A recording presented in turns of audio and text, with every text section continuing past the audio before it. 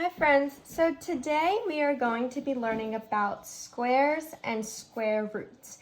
And you're going to discover at the end of this lesson that squaring a number is the opposite of taking the square root of a number. And you will see how we go about doing that. So first we're going to start with squaring a number. So you know when we have, so this number right here, you would say 3 squared, okay? So I'll just write here, this is squared. This is how you would say it. Squared.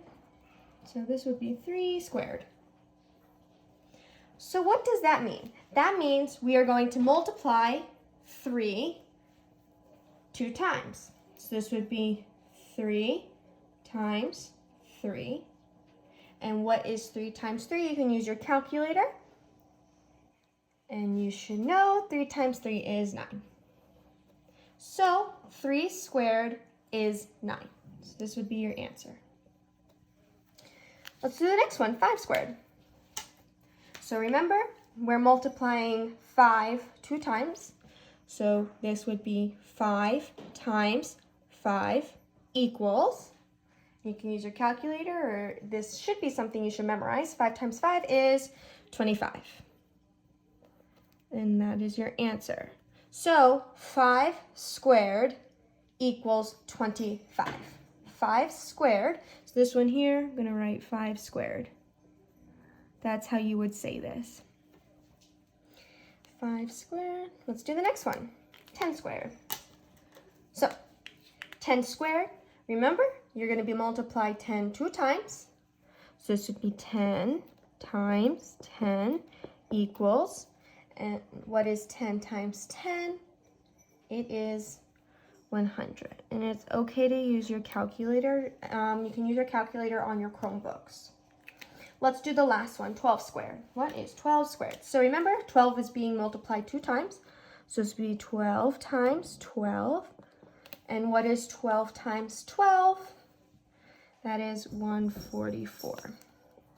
So that is your answer. So 12 squared is 144. I forgot to box off this one. Awesome. Now we're going to see, well, what can we do if they gave us the final answer? So let's scroll down here. I'm just going to move the camera. Okay. I'm going to zoom out a little. Perfect. So in this case, they gave me a final answer of 64. So we have a final answer of 64. So we need to figure out, well, what squared gives me 64? So basically, what number, when multiplied twice, would give me 64?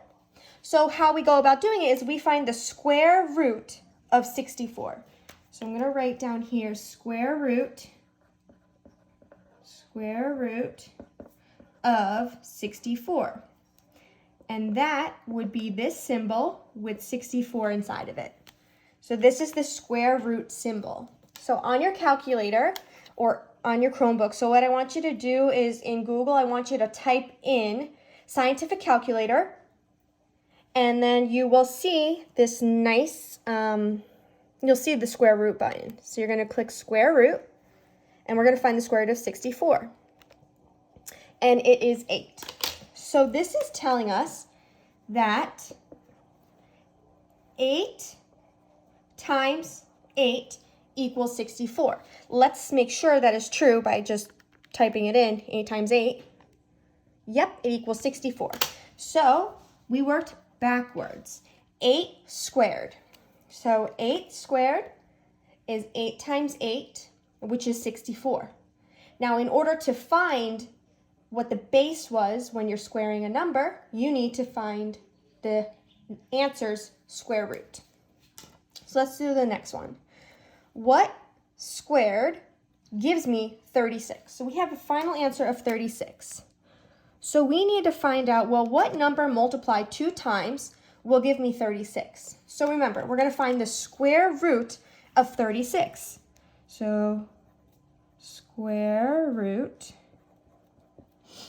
of 36 equals, it's going to be the square root symbol, 36, and then you will put that in your calculator. So the square root of 36 is 6. So by finding the square root, I found what number multiplied 2 times gives me this answer. It's telling me 6. So let's make sure we plug that into our calculator and it's correct. What is 6 times 6? It is 36. So my answer here is 6. So 6 squared. So we worked backwards, remember, from what we did before. Our answer was 36. So we had to find out, well, what number multiplied 2 times would give me 36. So what we do is we just have to plug that into our calculator. So you just find the square root of 36 and you will get 6. So that's my answer.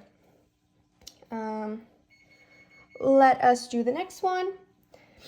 So our final answer is 4 here. So we need to figure out, well, what number multiplied 2 times gives me 4? So we need to find the square root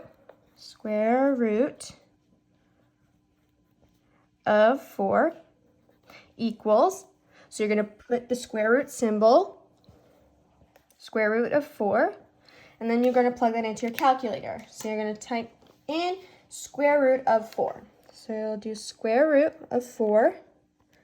It is 2. So here it's saying 2 times 2 equals 4. Always double check your answer. Make sure you're right. So 2 times 2 does equal 4. So 2 squared gives me 4. So remember, we worked backwards.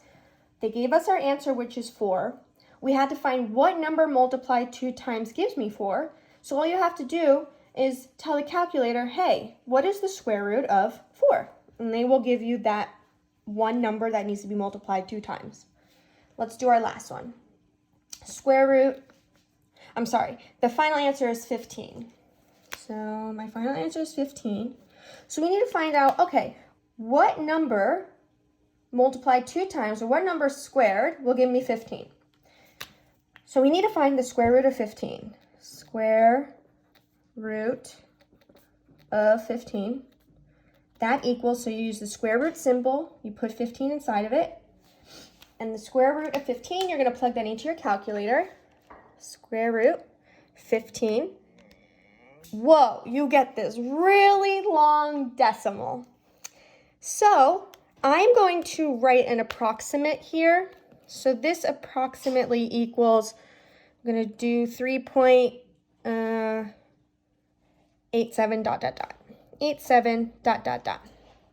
Now, so this is a rough estimate here, 3.87 ... However, that is not the true answer because there's so many more numbers. It actually goes on infinitely. It's going to go on forever, and there is no way that we are going to write that many numbers. It's impossible. So, well, we know that the square root of 15 is equal to 3.87. So here we can just write the square root of 15 instead. It makes it easier. So square root of 15, which is 3.87, times the square root of 15, which is 3.87, equals 15. So that means my base here would be the square root of 15. So the square root of 15 squared is 15. And that is a pattern that you will see as you go on in your math career, that if you square a number that you're taking the square root of, it actually just undoes each other. That's because squaring a number and taking its square root, that undoes each other. They are opposites. So I'm going to give you some examples, and you're just going to write it the same exact way that I did. I will actually post the square root symbol on the Google document. So all you have to do is copy and paste that square root symbol, and then you will be able to input that into your answers. Some of you already did that, which I'm really proud of. But remember, if you have if you have a really long decimal, just keep it in square root form. Okay.